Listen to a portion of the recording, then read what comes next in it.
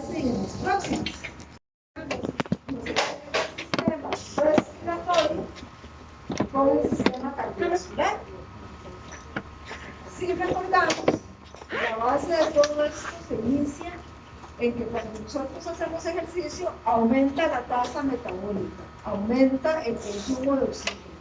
¿De dónde viene ese oxígeno?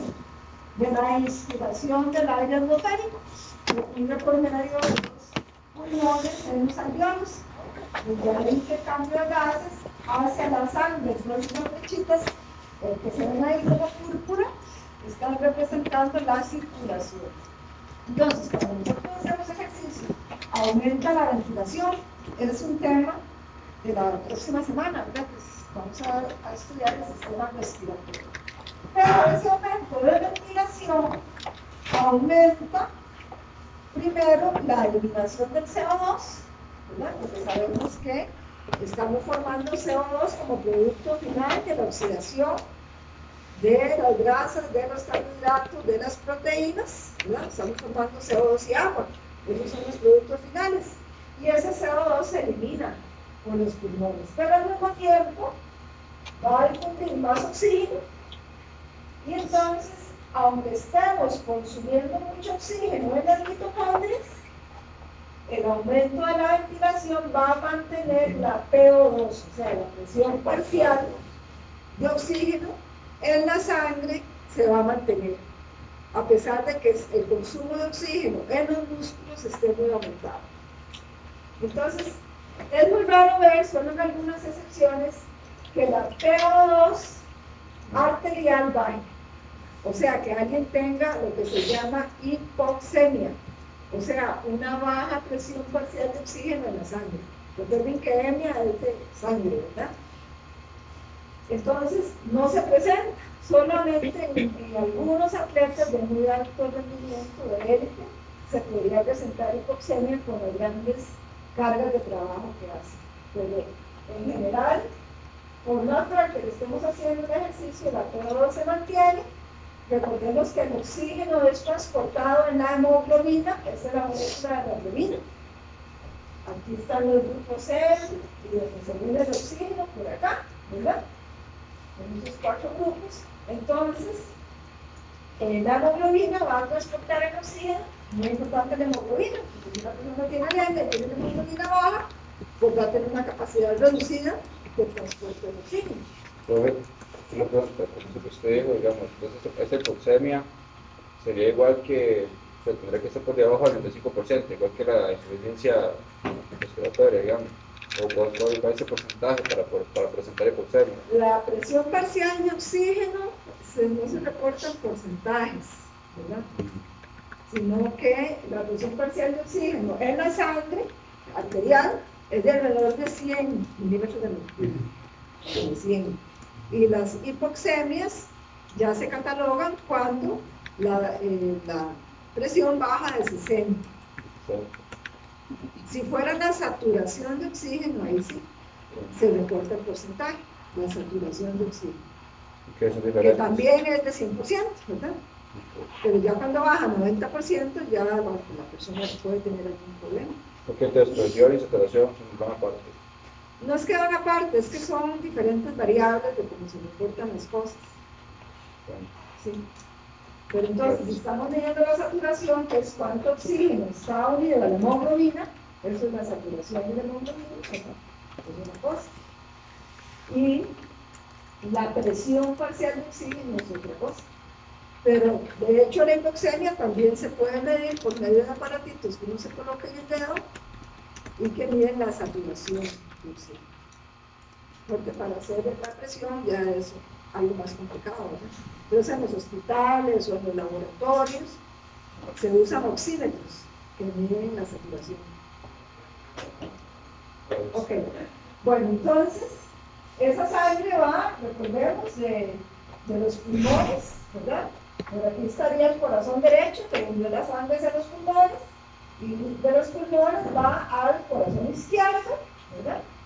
Y del corazón izquierdo, esa sangre es enviada al nuestro cuerpo. Aquí está ejemplificado el músculo, ¿verdad? Que es el tema que nos interesa a nosotros ¿verdad? Y va para todos los órganos. Entonces, hay un aumento de ventilación y un aumento de gasto cardíaco. Comenzamos con los repasos de las variables cardiovasculares. ¿Qué es gasto cardíaco? Volumen sistólico y frecuencia cardíaca. Volumen sistólico por frecuencia cardíaca. O sea, dicho en sus palabras, ¿qué serían? Esas son las variables determinantes del gasto cardíaco. Muy bien, hay que sabérselas, porque si decimos en el ejercicio aumentó el gasto, tenemos que saber por qué. Porque aumentó el volumen sistólico, porque aumentó la frecuencia cardíaca, ¿no? ¿Pero qué es? El volumen de sangre que bombea el corazón por minuto. ¿Ok? Volumen sistólico, el volumen de sangre que bombea el corazón por latido o por contracción. Y eso si lo multiplicamos por el número de contracciones por minuto, que es la frecuencia cardíaca, nos da el volumen de sangre bombeado al corazón por minuto, que es una de las variables más importantes, porque ese volumen de sangre que bombea el corazón por minuto va para todos los órganos. Es un flujo, el flujo de sangre que sale del corazón izquierdo. Y entonces es un determinante del flujo de sangre que va para el músculo, para el estómago, para los riñones, para el cerebro, para todo eso. ¿Ok? Entonces, ¿cómo aumenta el volumen de sangre bombeado por minuto con el ejercicio? Pues entonces va a llegar más flujo sanguíneo a los diferentes órganos. Excepto que en ejercicio, en unos sectores va a haber vasodilatación y en otros vasoconstricción. Entonces eso no se aplica un 100%. Pero ya como, podemos decir ya con más oxígeno, hay más transporte de oxígeno a los órganos donde hay vasodilatación. Como 5 horas. O sea, podemos decir que hay como más transporte de oxígeno, porque hay mayor volumen de sangre en los vasos que presentan vasodilatación. Sí, pero tenemos que comenzar a diferenciar un poquito las definiciones. Volumen es en litros. No va a haber más volumen. Lo que va a haber es más volumen por minuto, que es un flujo. ¿Ok? Entonces, lo que va a haber en los órganos donde hay vasodilatación, o en los tejidos donde hay vasodilatación, es un aumento del flujo, no del volumen. ¿Ok? Un aumento del flujo sanguíneo. Volumen por minuto. ¿Ok? Entonces, por supuesto, los músculos activos, ya lo vimos cuando hablamos de metabolismo, ¿verdad? En los músculos activos va a aumentar el flujo sanguíneo. ¿Por qué? Porque hay vasodilatación, pero también porque está aumentado el gasto cardíaco. En algunos otros órganos hay vasoconstricción, entonces todavía ese gasto cardíaco, que el reposo, ¿cuánto era? ¿El gasto cardíaco? 5 litros. ¿Cuánto? 5. 5 litros por minuto. ¿Ok? Entonces ese gasto cardíaco de 5 litros por minuto puede aumentar un montón. Y entonces en reposo teníamos esos 5 litros, se distribuían para todos los órganos y ahora se van a distribuir, va a haber más donde hay vasodilatación y menos donde hay vasoconstricción. O sea, va a haber una redistribución del gasto cardíaco, dirigiendo más volumen de sangre por minuto para los músculos activos. Y por supuesto, entonces, en los músculos activos aumenta el suministro de oxígeno, de sustratos energéticos y de todo lo que anda en la sangre, ¿verdad? Hormonas, que aprendimos, ¿verdad? Entonces aumenta el suministro de una serie de sustancias, de sustratos energéticos y de oxígeno al músculo. Y en el músculo también aumenta la captación de oxígeno. ¿Ok? Y en el músculo ya sabemos que dentro de las mitocondrias, la oxidación de los diferentes sustratos energéticos nos permite resintetizar ATP por el mecanismo de ¿qué? Para el examen del miércoles. ¿De? No, pero el mecanismo por medio del cual se resintetiza el ATP en la membrana interna de la mitocondria. ¿Cómo se llama? Cori. El código. La cara transportada electrónica. Ahí es donde se produce, pero ¿cómo se llama? Ok. El proceso de síntesis de ATP.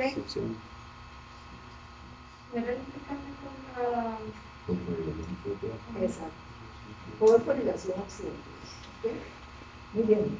Bueno, una vez repasamos para el examen. ¿Ok? Bueno, y una vez que se intercambió y se ha consumido el oxígeno dentro del músculo y todo eso, pues aquí no está ilustrado, pero liberamos CO2 como producto final y eso va de nuevo para el corazón y para los pulmones. ¿Ok? Bueno, pero lo que queríamos decir es que entonces hay una serie de ajustes que están integrados principalmente entre el sistema cardiovascular y el sistema respiratorio. Entonces, hay varias formas de estudiar el sistema cardiovascular. Como para tratar de unir un poco el tema que acabamos de estudiar del metabolismo con el sistema cardiovascular, pues entonces pongamos aquí de variable muy importante el consumo de oxígeno. Ya sabemos que durante el ejercicio entonces aumenta el consumo de oxígeno y hay pruebas que nos permiten medir ese consumo de oxígeno y pruebas máximas que nos permiten medir el consumo máximo de oxígeno, ¿verdad? Que es el representante de la capacidad aeróbica o cardiorrespiratoria de las personas. Entonces, ¿por qué aumenta el consumo de oxígeno durante el ejercicio? Primera fórmula que hay que saberse. El consumo de oxígeno es igual al gasto cardíaco por la diferencia arteriovenosa de oxígeno. ¿Okay? Y este gasto cardíaco, ya ustedes me dijeron, aumenta porque aumenta la frecuencia cardíaca y aumenta el volumen sistólico. ¿Okay? Y la diferencia arteriovenosa durante el ejercicio también aumenta. La diferencia arteriovenosa es la diferencia entre la concentración de oxígeno arterial y venosa. Entonces, si yo mido el oxígeno que llega por la arteria y el que sale por las venas, me da una idea de qué, de cuánto oxígeno se captó en el músculo o en el tejido que sea, pero aquí nos está interesando el músculo. Digamos, ¿cómo uno lo haría en este caso para saber específicamente cuál es se puede decir presión de oxígeno o el volumen de oxígeno arterial y venoso?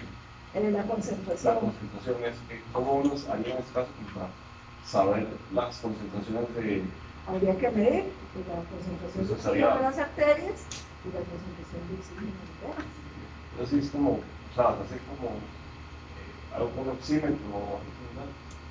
No, con oxímetro no, porque el oxímetro lo que mide nada más es la saturación, sino que habría que tomar una muestra de sangre arterial y venosa. Y hay una forma indirecta, pero lo que estamos haciendo ahí es como una parte general, porque luego vamos a ir viendo cada una de esas cosas. ¿Okay? Bueno, entonces, esta diferencia arteriovenosa también aumenta, que está representando cuánto oxígeno se captó en los tejidos, y por supuesto, el que más capta oxígeno es el músculo, porque es donde está aumentado el consumo de oxígeno.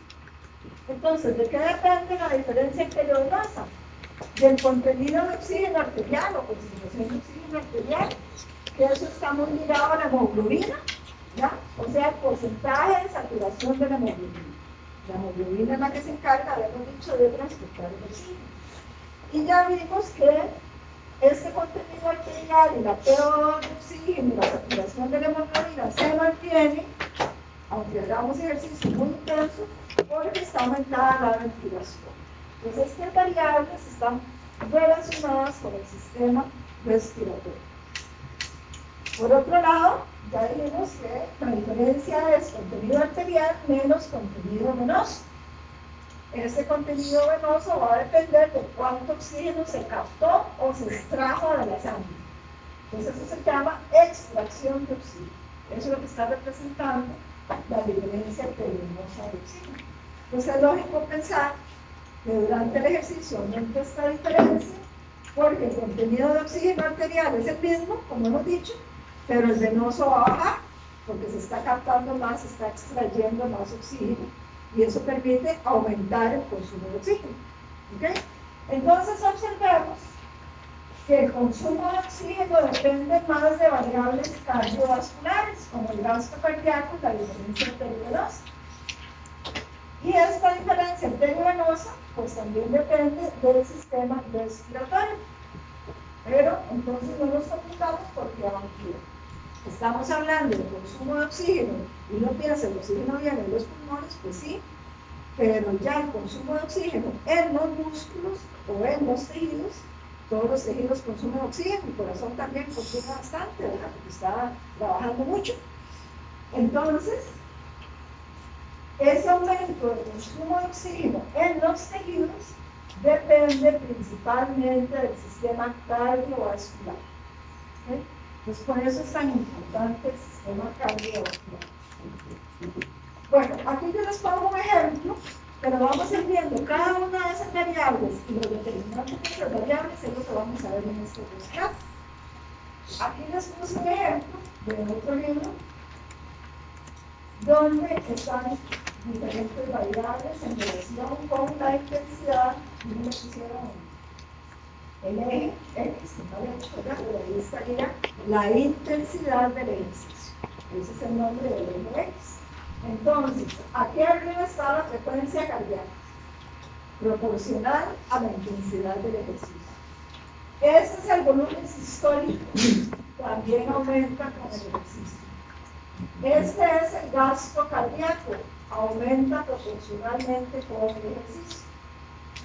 Esta es la presión arterial, aumenta la sistólica, aumenta la presión media y la diastólica.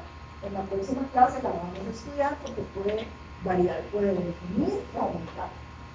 Esta es la resistencia periférica total, que en la mayoría de los libros nos dice que disminuye, pero nosotros vamos a estudiar que hay casos donde puede aumentar. Por ejemplo, en ejercicios contra resistencia. ¿Okay? Y aquí está el consumo de oxígeno, proporcional a la intensidad del ejercicio. ¿Okay? Y aquí está la diferencia arteriovenosa de oxígeno, que también ya estudiamos que aumenta, y vemos que está aumentando, relativamente proporcional a la intensidad del ejercicio. Entonces, casi todas las variables son proporcionales a la intensidad del ejercicio, con algunas excepciones. Ok, entonces eso es lo que vamos a hacer en estas clases. Ver cada una de esas variables, cómo se comporta y a qué se debe ese comportamiento que lo estudia la fisiología. Entonces, precisamente, lo que estudia la fisiología es el porqué, o sea, los mecanismos responsables de los cambios. En el sistema cardiovascular tenemos estos dos grandes mecanismos que nos explican por qué cambian algunas variables. Entonces lo vamos a ver así en forma general y luego vamos a profundizar en esto, sobre todo cuando estudiamos la frecuencia cardíaca. La frecuencia cardíaca es una de las variables cardiovasculares más fáciles de medir y más usadas, ¿no? Entonces, ¿por qué se modifican las variables? Porque hay dos sistemas de regulación. Este sistema, que se le ha llamado el comando central, que son órdenes que vienen de estructuras cerebrales superiores, por ejemplo, la corteza motora, premotora, o sea, vienen las órdenes de aquí arriba. ¿Hacia dónde? Hacia el centro de control cardiovascular vulvar. Aquí le pusieron centro vasomotor, pero en realidad es lo que ustedes estudiaron como el centro de control cardiovascular vulvar. ¿Okay? ¿Alguien recuerda qué es la importancia de ese centro? ¿Qué hay ahí en ese centro? Cuando estudiamos el varo reflejo, estudiamos ese centro. El centro de control cardiovascular vulvar lo que tiene son núcleos. Núcleos, algunos reciben información de la periferia, el núcleo del tracto sanitario, y otros núcleos, que son los que más nos interesa ahorita, porque no estamos viendo ningún reflejo, son los núcleos que regulan la actividad del sistema parasimpático o vago, y los núcleos que regulan la actividad del sistema simpático. O sea, en el centro de control cardiovascular vulvar están los núcleos responsables de los cambios de la actividad del sistema nervioso autónomo que se da con el ejercicio. Entonces, vean aquí, este centro de control estimula o inhibe, en este caso con el ejercicio, inhibe la actividad del sistema parasimpático, por eso aquí hay un signo negativo. Esa es la principal acción cuando se activa el comando central y es responsable de las respuestas anticipadas al ejercicio. ¿Qué quiere decir una respuesta anticipada?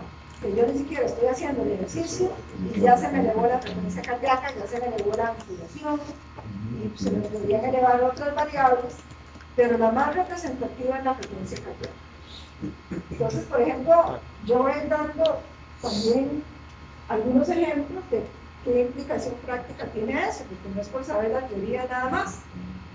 Si ustedes quieren, por ejemplo, saber la frecuencia cardíaca de reposo de una persona, por efectos de prescripción de ejercicio, por controles o lo que sea, de un atleta, jamás la pueden medir antes de hacer una prueba. Tienen que dejar a la persona un rato ahí sentada y no pegar la prueba de ejercicio que van a hacer con la medición de la frecuencia cardíaca, porque puede estar alterada, porque ya la gente sabe que va a hacer ejercicio. Entonces estos centros se activan y antes de hacer ejercicio no se puede tomar la frecuencia cardíaca. Tienen que sentar a la persona, que repose, tomársela y hasta después hacer el ejercicio que sea. Pero inmediatamente antes o un minuto antes no se puede, porque ya puede estar elevada la frecuencia cardíaca, entonces ya no miden la de reposo, están midiendo esta cosa. ¿Ok? Pero bueno, entonces, las órdenes que vienen del comando central, sobre todo inhiben los núcleos que regulan la actividad del sistema parasimpático o vago. O sea, con el ejercicio se reduce la actividad vagal. Y además, también podría aumentar la actividad del simpático. ¿Ven que tiene un signo positivo? Eso quiere decir que sería un estímulo, ¿verdad? Estímulo de la actividad simpática. Pero de nuevo, este comando central sobre todo actúa sobre el vago, sobre los núcleos que regulan la actividad vagal. Y en segunda instancia podrían también aumentar la actividad del sistema simpático. ¿Ok? Ese es el comando central. Por eso, la frecuencia cardíaca, la presión, muchas variables nos pueden variar no solamente con el ejercicio, con un colerón, con un susto, ¿verdad? Porque está controlado de aquí arriba. ¿Ok? Bueno, ese es el comando central. Y la otra forma de regulación de las variables cardiovasculares es por medio de reflejos periféricos. Ahora sí. Entonces, tenemos información que viene del mismo músculo que estamos activando. De los músculos activos vienen vías aferentes, ahora sí, hacia los núcleos, por ejemplo, el núcleo de plato solitario. Entonces, ahí estamos hablando de reflejos. Entonces, aquí hay, ¿qué habría aquí para el arco reflejo? Aquí, ¿qué hay? Receptores. Sí, están los usos, pero digamos que esos no están relacionados con el sistema cardiovascular. Hay receptores. Esa es la pregunta que tenía, porque yo, o sea, los usos va, bueno, todo lo que sea esa va a terminar, médulas, luego lo demás. Pero digo yo, ¿qué tipo de receptores hay en el músculo que llegan hasta ese punto? Después lo vamos a ver, no estamos como una general. Entonces tengo una figurita para eso. Entonces, hay receptores que se les llama ergoreceptores. Ergos es trabajo. ¿Qué? Ergos, trabajo. Entonces, ergoreceptores. Por ejemplo, ustedes van a hablar o van a estudiar también los recursos ergógenos. Ergos es trabajo. Y genos de génesis, o sea, factores que regulan o aumentan la capacidad de trabajo. Pero en este caso son ergoreceptores, o sea, receptores que van a sensar el trabajo muscular. ¿Ven qué interesante? Tenemos receptores en los músculos que van a enviar información de cuál es el trabajo muscular que estamos haciendo. ¿Ok? ¿A dónde envían esa información? Bueno, a esos núcleos que están ahí en el centro de control cardiovascular vulvar, que van a hacer lo mismo: inhibir el vago y aumentar la actividad del sistema simpático. Pero ahora aquí con una particularidad muy especial, y es que entonces las variables que antes las vimos van a responder a la intensidad del ejercicio. ¿Cómo sabe el corazón que estoy haciendo más ejercicio, más intenso? Si el corazón no piensa. Más contracciones, más trabajo muscular, más información viene por aquí, llega a los núcleos y entonces dicen, bueno, más inhibición vagal, más actividad simpática. ¿De acuerdo? Entonces, por eso, las variables cardiovasculares y otras, que están reguladas por el sistema nervioso autónomo también, van a responder a la intensidad del ejercicio o al trabajo que yo estoy haciendo. Entonces, yo lo que estoy es caminando así despacio, pues la frecuencia cardíaca se me eleva un poquito. Pero si yo me voy corriendo y subo las gradas, la frecuencia cardíaca se me eleva un montón. ¿Por qué? Porque los servorreceptores musculares están enviando información que aumentó el trabajo muscular. Y entonces esa información llega aquí, inhibe más el vago y activa más el simpático, que son los dos mecanismos más importantes en la regulación de esas variables. ¿Ok? Entonces, de ahí vamos a tener vías eferentes, que son estas, simpático y parasimpático, que son las que van a modificar la frecuencia cardíaca, la fuerza de contracción del corazón, por ejemplo. Hay muchos sectores del cuerpo que están inervadas por el sistema nervioso autónomo. Entonces, cuando ocurre eso, no solamente cambia el sistema cardiovascular, sino que cambia el flujo sanguíneo gastrointestinal, por ejemplo, ¿verdad? Porque el sistema nervioso autónomo regula también eso, ¿verdad? Okay. Entonces, si alguien nos pregunta por qué aumentó la frecuencia cardíaca, ¿qué tenemos que decir? Porque se activó el comando central, porque se activaron los reflejos periféricos, o porque aumentó la actividad del sistema simpático y se redujo la actividad vagal. Ese es el por qué aumenta la frecuencia cardíaca. Profe, y en este de los periféricos, ¿el núcleo se encuentra en el seno carotídeo o no es? No. Ok, solo les hablé de esto.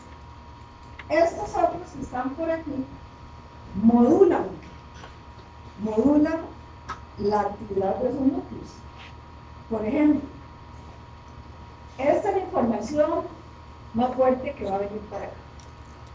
El varoreflejo, que es lo que se está hablando, ¿verdad? Están los varoreceptores en el arco aórtico y en el seno carotídeo. Entonces, por ejemplo, con el ejercicio me aumenta la presión arterial. Eso va a ser sensado por los varoreceptores. ¿Ok? Pero resulta que cuando aumenta la presión, ¿qué pasa con la frecuencia cardíaca? Varoreflejo disminuye. ¿Están de acuerdo? Sí. ¿Ok? Pero nosotros aumentamos la frecuencia cardíaca con el ejercicio, la presión arterial con el ejercicio. ¿Y qué le pasa a la frecuencia cardíaca con el ejercicio? También aumenta. ¿Ven? Entonces, ya esto no está actuando tan intensamente como en reposo. Si en reposo se nos aumenta la presión arterial, se nos baja la frecuencia cardíaca. Pero en ejercicio, que nos aumenta la frecuencia cardíaca y la presión arterial también. Entonces eso está un poco inhibido, pero modula, o sea, mantiene ahí la presión como para que no se nos suba a 400. Exacto. No se nos sube a 400, pero sí se nos sube. ¿Me explico? Entonces, hay otros receptores, por ejemplo, los varoreceptores, receptores que hay en las articulaciones, receptores que hay en los pulmones, ¿verdad? Quimiorreceptores que hay también en el arco aórtico, ¿verdad? Que esos sensan más bien cambios en presión de oxígeno, la presión de CO2, en el pH, ¿verdad? Eso tiene que ver más con la respiración, pero pueden modular estos cambios que están generando principalmente el músculo, o sea, los servoreceptores y el comando central. Y los otros son accesorios, pero no es que no sean importantes, pero no son tan importantes como así. ¿Okay? Bueno, entonces aquí está lo mismo. Vayamos viendo entonces que en los músculos activos va a haber estos receptores que se llaman así. En general dijimos que se llaman ergoreceptores. Pero tenemos los tetanoreceptores, que también son mecanoreceptores. O sea, van a censar cambios en la longitud del músculo, en la tensión muscular. Pero no son los usos musculares, son otros receptores. ¿Okay? Censan estiramiento, tensión, y se les llama tetanoreceptores. Y después están los metaboreceptores. Entonces tenemos esos dos tipos de ergoreceptores. Los tetanoreceptores y los metaboreceptores, que como el nombre lo indica, lo que censan son diferentes metabolitos o sustancias químicas. Por eso también son quimioreceptores musculares. Ese nombre, tetanoreceptores, está relacionado con lo de tetania completa, que es completamente diferente. No está relacionado en sí con el concepto de tetanio, pero más bien es que el nombre de tetanio viene de contracciones, ¿verdad? Entonces, esto está relacionado con las contracciones musculares. Bueno, y decía que los metaboreceptores entonces son quimioreceptores, entonces censan diferentes sustancias, bradicininas, prostaglandinas, ATP, hidrogeniones, ácido láctico, fosfatos, y hasta se ha postulado que podrían haber receptores de temperatura también, pero no se ha descubierto todavía cuáles son. Eso es del músculo, ¿verdad? No los receptores que nosotros sabemos que hay en la piel y en el hipotálamo. ¿Okay? Bueno, entonces de este libro está todo integrado. Aquí está el comando central. La corteza, el comando central, y entonces envía señales al centro de control cardiovascular vulvar. También puede enviar señales al hipotálamo, donde dijimos que estaban los fermoreceptores, ¿verdad? Y esas señales que envía el centro de control cardiovascular vulvar, entonces van a inhibir la actividad vagal o del sistema parasimpático, y van a aumentar la actividad del sistema simpático. Y esto apoyado por las fibras aferentes, que son del tipo 3 y 4, que vienen de los ergoreceptores. ¿Verdad? Entonces, antes de hacer ejercicio funciona esto, y en los primeros minutos de ejercicio. No es que funcione y deje de funcionar, después sigue con su estímulo. Pero ahora los cambios van a responder también al trabajo muscular. ¿Qué trabajo muscular se está haciendo? Que es información que viene por aquí y también va para el centro de control cardiovascular vulvar y tiene el mismo efecto: inhibición vagal y aumento de la actividad simpática. Después vamos a estudiar algunas de esas cosas, pero las vamos a ver rápidamente para que recordemos que el sistema nervioso autónomo afecta muchas cosas. Entonces, por ejemplo, si se reduce la actividad vagal, ¿qué le pasa a la frecuencia cardíaca? Aumenta, dice la compañera. ¿Están de acuerdo? Claro, porque el vago es un inhibidor más bien con la frecuencia cardíaca. Y si se inhibe el vago, se aumenta la frecuencia cardíaca. Entonces, esta reducción de la actividad vagal o parasimpática va a tener un impacto en el corazón, aumentando la frecuencia cardíaca.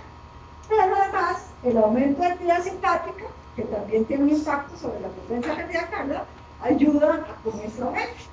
Entonces se aumenta la frecuencia cardíaca. El sistema simpático influye también en ¿qué? En el corazón, además de la frecuencia cardíaca.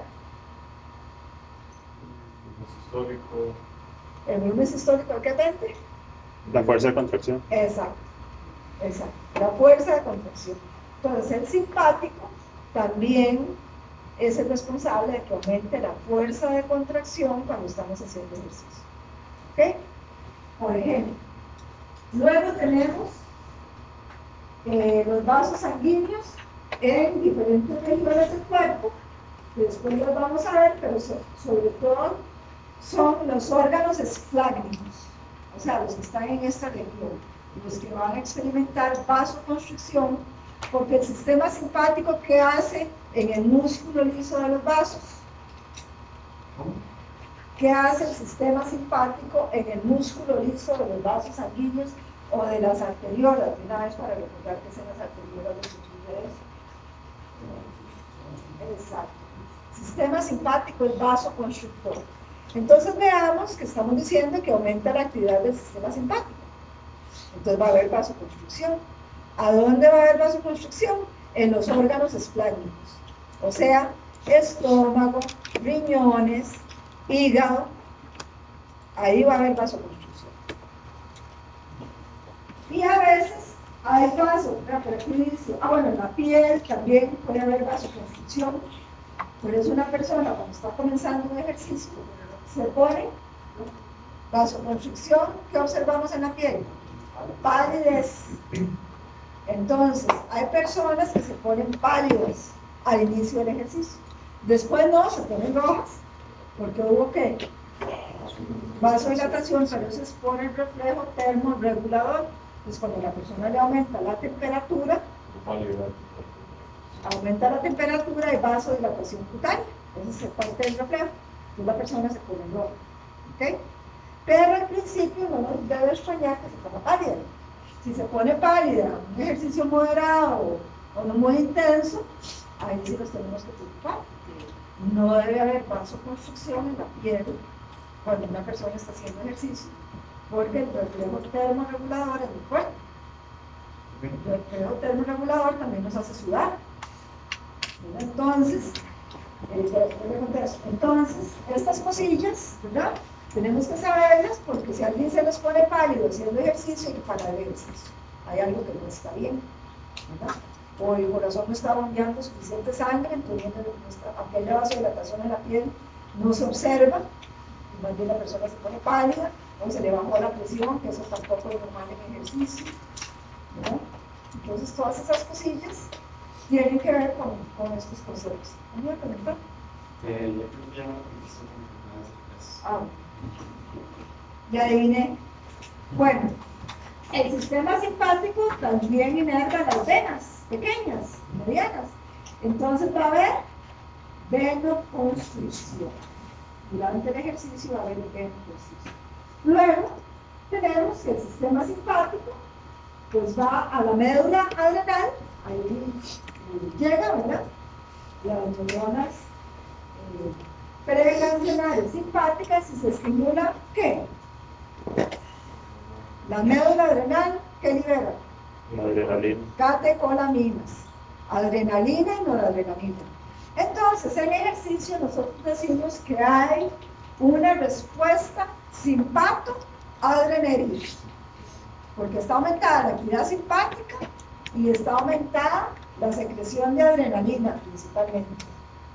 Ya sabemos que adrenalina o epinefrina, que es lo mismo, es la hormona principal de las catecolaminas. También está la norepinefrina, ¿verdad? Pero entonces se secreta eso y eso también, esas catecolaminas van a tener un efecto similar al efecto del sistema simpático, porque van a ir a actuar sobre los receptores beta-adrenérgicos. ¿Okay? Ahora, nos vamos para acá. Ya hablamos de que va a haber un reflejo termorregulador. Entonces tenemos fibras simpáticas que llegan a las glándulas sudoríparas y que llegan a los vasos sanguíneos de la piel. Eso no lo vamos a ver ahora porque vamos a tener toda una clase de termorregulación. Eso no lo vamos a sacar porque no nos da tiempo. Pero vean que es el mismo sistema simpático el que está actuando. Y después Aquí están los músculos activos, aquí están los servorreceptores, las vías aferentes de los servorreceptores, y también están los vasos sanguíneos o las arteriolas que irrigan los músculos activos. Y ahí va a haber vasodilatación, ¿verdad? ¿Por qué va a haber vasodilatación? Sí, pero ¿por qué? Por el efecto termodinámico. Porque el músculo está activo, claro, pero la variable fisiológica, Es el receptor, pero no me acuerdo cómo se llamaba. Era un receptor alfa, creo. Adrenérgico. sí, pero si lo activáramos, se produce. ¿Quién activa el receptor alfa de adrenalina? La adrenalina. Sí, pero ¿por qué? El alfa, la norepinefrina, o sea, el neurotransmisor del sistema simpático. Entonces, si usted me dice el receptor alfa estimulado, tendríamos que vasoconstricción, porque el sistema simpático es vasoconstrictor. ¿Qué tiene que ver con el incremento de metabolismo? Por supuesto, los metabolitos vasodilatadores. ¿De acuerdo? Entonces, en los músculos, aunque esté aumentada la actividad simpática, los metabolitos vasodilatadores le ganan, superan el efecto simpático. Entonces es como una competencia de atleta. Siempre en todos los tejidos hay esas competencias. Por ejemplo, muchos tejidos están inervados por el simpático y el vago, por ejemplo, el corazón. Entonces siempre va a haber competencias. Y el que esté más estimulado es el donde se observa el efecto.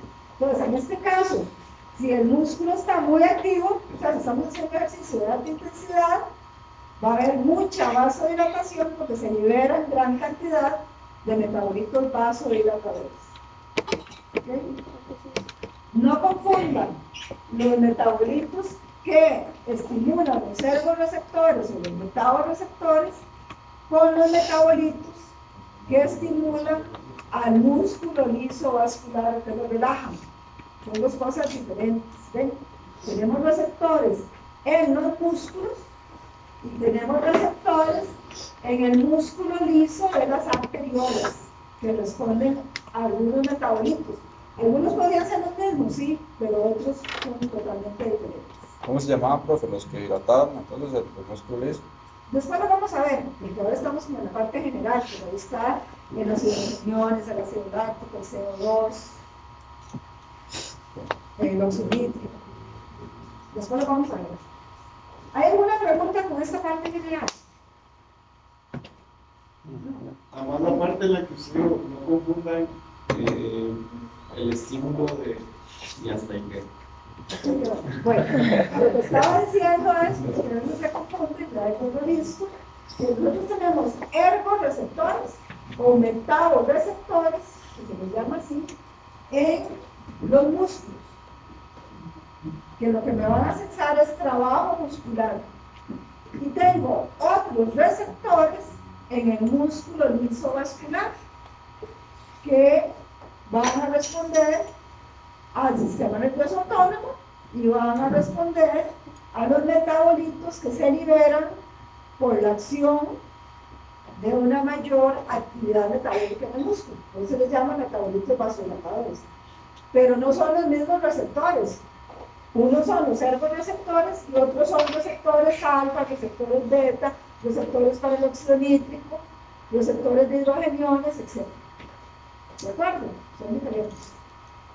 Lo que provocaba vasodilatación para que tuviera vasodilatación en la piel, usted ha dicho que entonces era Es el reflejo termorregulador y ahí lo vamos a dejar, porque el reflejo termorregulador no lo vamos a ver. Porque no nos da tiempo, es mucho del sistema cardiovascular. Bueno, entonces, antes de irnos al recreo, voy a introducir el tema de la frecuencia cardíaca, que es la primera variable que vamos a ver, porque es una de las más importantes. ¿Por qué es importante? Todo lo que les dije antes. Primero, muy fácil de medir. Hasta no necesito un reloj con secundario, ya la mido. Y ahora están los famosos relojes inteligentes, ¿verdad? Aunque todos deberían saber medir bien la frecuencia cardíaca, ¿verdad? Porque los relojes con secundario, los relojes inteligentes no detectan si la persona tiene una arritmia. Pero si ustedes están tomando el pulso, sí pueden detectar una arritmia. ¿Ok? Entonces, por eso yo les puse por acá esta ilustración, porque sí es bueno saber medir la frecuencia cardíaca manualmente, pero bueno. Entonces, la frecuencia cardíaca, fácil de medir. La frecuencia cardíaca responde proporcionalmente a la intensidad del ejercicio, responde en forma anticipada al ejercicio y además responde al entrenamiento, o sea, la frecuencia cardíaca se adapta al entrenamiento. Suyo. Qué lindo. Bueno, entonces todo eso les puse aquí. Recordemos que en reposo la frecuencia cardíaca anda alrededor de 70 latidos por minuto, pero hay un rango, ¿verdad? Hay un rango por debajo de 40, se llama bradicardia, o sea, una frecuencia cardíaca lenta, que en los atletas es normal. Había un supermonstruo que tenía 28 latidos por minuto de frecuencia cardíaca en reposo. Cualquier otro que tenga 28 salimos corriendo para el hospital, porque tiene un bloqueo o tiene algo. Pero, entonces, bradicardia por debajo de 40 en reposo. Y taquicardia por encima de 100 en reposo. Taquicardia por encima de 100 en reposo. Por supuesto, si no está la persona en reposo, es normal que la persona tenga taquicardia, ¿verdad? Entonces, la frecuencia cardíaca puede ir de estos valores hasta más de 200 latidos por minuto. Y está la famosa ecuación 220 mermolidad, que nos da una idea de la frecuencia cardíaca máxima de las personas, ¿no? Entonces, la diferencia, si ustedes tuvieran 20 años, ¿verdad?, y su frecuencia cardíaca de reposo son 50, entonces son 200 menos 50. ¿Cuánto? 150, a eso se le llama la frecuencia cardíaca de reserva. Es lo que yo tengo desde el reposo hasta mi máximo para aumentarla durante el ejercicio. Entonces, todas las variables cardiovasculares tienen una reserva, desde el reposo hasta el máximo. ¿Cuánto rango tengo yo para aumentar? Eso lo tenemos que saber porque hay algunas personas que usan la ecuación de frecuencia cardíaca máxima, le aplican un porcentaje y así determinan la intensidad que le voy a decir a una persona que haga el ejercicio, ¿verdad? Yo le aplico un 60%, un 70%, un 80% a esa frecuencia cardíaca máxima y es una de las formas de prescribir el ejercicio. Pero a algunos les gusta más aplicar el porcentaje a la reserva, porque así tomamos en cuenta cuál es la frecuencia cardíaca de reposo de la persona. Entonces, a la reserva es a la que se le aplica el 60%, el 70%, etc. ¿Okay? Bueno, para terminar esto, responde a muchas otras cosas además del entrenamiento, ¿verdad? Que para nosotros es muy importante porque nosotros podemos ver si el sistema cardiovascular se está adaptando al entrenamiento con una medición muy fácil, porque a las personas se les va a disminuir la frecuencia cardíaca de reposo y no se va a aumentar tanto la frecuencia cardíaca en ejercicio. Eso es una adaptación al entrenamiento. Pero también varía con la edad, con el grupo muscular que estemos usando y el tipo de ejercicio que estemos haciendo. Puede variar con el sexo, las condiciones ambientales, tiene ciclos circadianos, o sea, la madrugada la vamos a tener más bajita. Y además puede variar con condiciones patológicas. Entonces, nosotros medimos la frecuencia cardíaca, puede haber una arritmia, ¿verdad? O puede haber una frecuencia cardíaca altísima. Entonces, puede variar con otras cosas. Y después, ya estudiamos el uso, entonces aquí se los voy a dejar, porque tiene muchos usos, como controles. También ustedes la van a usar para hacer pruebas en el laboratorio, por medio de ellas se puede determinar la capacidad aeróbica de las personas, ¿no? Pruebas que nos permiten, midiendo la frecuencia cardíaca, predecir el consumo máximo de oxígeno. ¿Ok? Bueno. Bueno, y aquí abajo les puse que hay una variabilidad, se llama variabilidad de la frecuencia cardíaca. Variabilidad de la frecuencia cardíaca es como la desviación estándar de la frecuencia cardíaca. O sea que puede variar muy fácilmente. Pues la variabilidad de la frecuencia cardíaca es relativamente alta. O sea, si ustedes se ponen de pie ahorita, la frecuencia cardíaca cambia. Si caminan unos pasos, sube más. Si más bien se sientan o se acuestan, baja. Si se pone caliente, se sube. Si se pone frío, se sube rápidamente. Entonces cambia muy fácil con diferentes condiciones, diferentes estilos. Ok, entonces se llama variabilidad de la frecuencia cardíaca y después la vamos a estudiar porque es un factor de riesgo para la enfermedad del corazón. Y además, cuando uno hace el ejercicio, está la frecuencia cardíaca de recuperación. O sea, la frecuencia cardíaca no cae de un solo tirón, sino que va disminuyendo progresivamente. Entonces hay pruebas que en lugar de medir la frecuencia cardíaca de ejercicio, miden la de recuperación. Por ejemplo, la prueba de la grada de Harvard, que uno sube y baja una grada, al final se sienta, espera 30 segundos y se le toma la frecuencia cardíaca. Y ahí se predice la capacidad aeróbica. ¿Okay? Bueno, son las